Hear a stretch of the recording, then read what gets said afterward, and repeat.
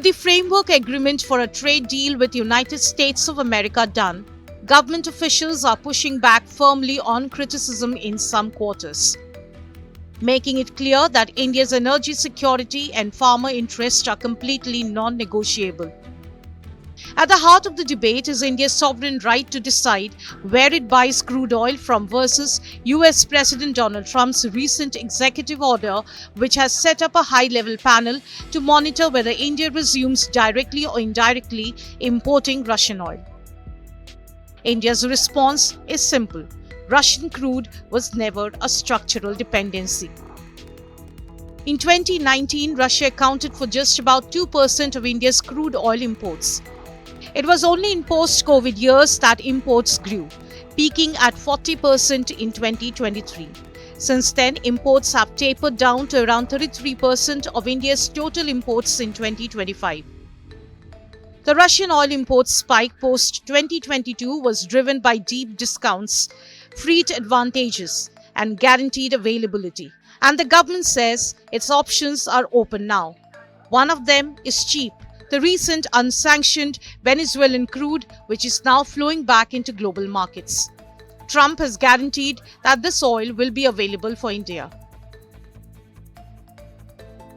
Officials underline that India's crude oil refiners are commercially agile, capable of switching sources without disrupting supply or prices at home. Monthly data already shows the shift. At the same time, India is signaling openness to trade in energy with the United States, but on market terms.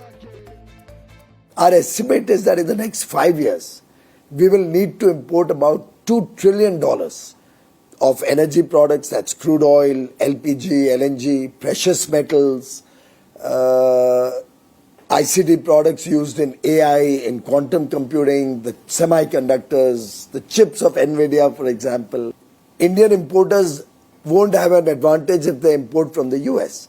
Aircraft alone, aeroplanes, spare parts and engines of aircraft alone, we will require anywhere between $80 and $90 billion in the next 5 years, could even cross $100 billion. Now, in that situation, my approach is very simple. For these set of products which I have to buy in any case, the more the merrier. I would like there to be a competition amongst suppliers in the world so that India gets the best deal. And that is good for Indian consumers, that's good for the Indian economy. There's also been much ado about allowing US products into India's politically and economically sensitive agriculture sector in the trade deal as well. But the government insists it has drawn a clear red line. Sensitive agricultural sectors, the government says, are not open to unrestricted US imports. Wherever tariffs have been reduced or eliminated, safeguards remain, including physical quotas and even minimum import prices. California almonds, already imported into India, have price thresholds to protect domestic growers. Washington apples are already allowed but now have seasonal and volume limits. Distillers' dried grains, or DDG, used as animal feed is subject to a quantitative cap of 5 lakh tons, around 10% of total domestic production. And soybean oil, imported since long but will now be further regulated through quotas to shield Indian farmers from any adverse impact on their price realization. India insists this is not protectionism, it is food security. There is also the ultimate safeguard, phytosanitary measures which ensures a minimum quality of the produce being imported. और सबसे ज्यादा चिंता इसी बात की थी कि हमारे प्रमुख अनाज सुरक्षित रहना चाहिए, वो सब के सब सुरक्षित रखे जाए। प्रमुख अनाज, प्रमुख फल, हमारे डेयरी उत्पाद, उनके लिए कोई द्वार अमेरिका के लिए नहीं खोला गया है। As the year-old trade negotiations between India and the US draw to a climax, New Delhi's position is clear. On oil, India has flexibility, alternatives, and leverage.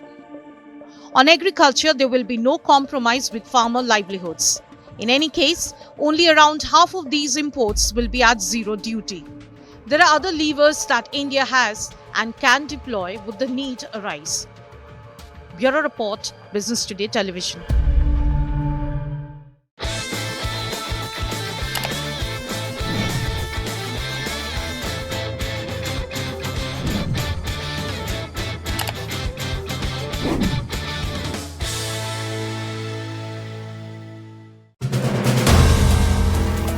If you like the video, do like, comment, share and subscribe.